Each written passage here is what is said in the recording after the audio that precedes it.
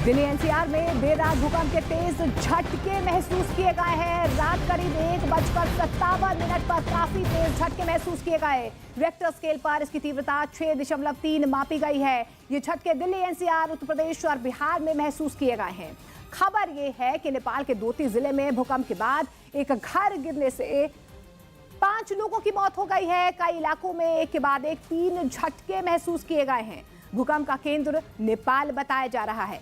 तो नेपाल में 5 लोगों की मौत की खबर सामने आ रही है। प्रियंका मेरे सहयोगी फोन लाइन के जरिए हमारे साथ जुड़ रही हैं। अब प्रियंका, फिलहाल क्या कुछ ताजा जानकारी मिल पा रही है, क्योंकि नेपाल में 3 बार ये झटके महसूस किए गए?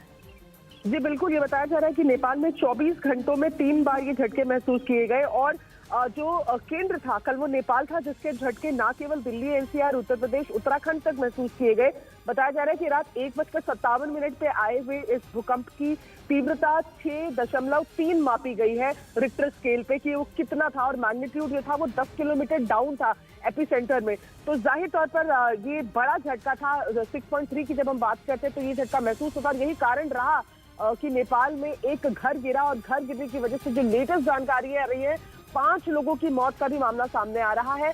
नेपाल में 24 घंटे में 3 इस तरीके के झटके महसूस किए गए और लगातार फिलहाल जो अपडेट आ रही है वो यही कि उत्तर प्रदेश में भी, उत्तराखंड में भी, दिल्ली एनसीआर में भी इसके जो झटके थे, ट्रेमर्स थे, वो फील किए गए। बिल्कुल प्रियंका, काफी तेज झटके महसूस किए गए हैं दिल्ली एनसीआर में भी। एकाएक लोग इतने खौफजदा हो गए कि घरों से बाहर निकल आए। जी बिल्कुल, और जिस तरीके से आप दिल्ली की, खासतौर पर आप दिल्ली एनसीआर की बात करें तो सिस्मिक जोन में है, ये अर्थक्वेक प्रोन जोन में है। ऐसे में जब भी अर्थक्वेक आता है तो ये हिदायतन भी कहा जाता है कि घरों के बाहर निकलना चाहिए। और दिल्ली एनसीआर जिस लेवल पर है तो उसमें कहा जाता है कि वो सिस्मिक प्रोन जोन है, यानी कि अर्थक्वेक प्रोन जोन है। यहाँ पर अर्थक्वेक की ज्यादा आते हैं। तो ऐसे में रात को भी जब तकरीबन 1:57 2 बजे के आसपास जब लोगों ने इसे महसूस किया तो तमाम लोग घरों से बाहर निकल गए सेफ शेल्टर के लिए, क्योंकि ऐसे में कहा जाता है कि अर्थक्वेक महसूस होते ही बाहर निकले। लेकिन सबसे बुरी खबर जो है वो नेपाल से ही आ रही है, जहां भूकंप की वजह से एक घर गिरा और जिसमें अब तक बताया जा रहा है कि 5 लोगों की मौत हो चुकी है।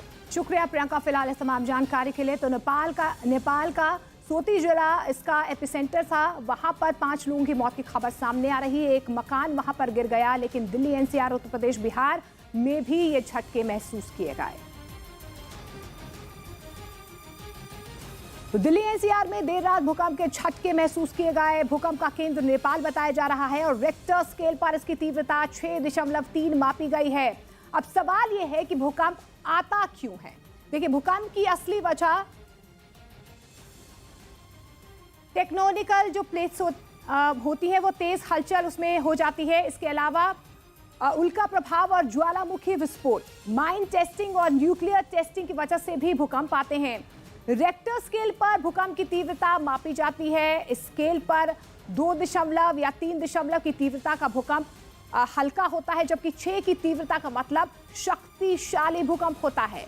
भूकंप की तीव्रता का अंदाजा उसके केंद्र से निकलने वाली ऊर्जा की तरंगों से लगाया जाता है। भूकंप का केंद्र कम गहराई पर हो तो इससे बाहर निकलने वाली ऊर्जा सतह के काफी करीब होती है, जिससे बड़ी तबाही होती है।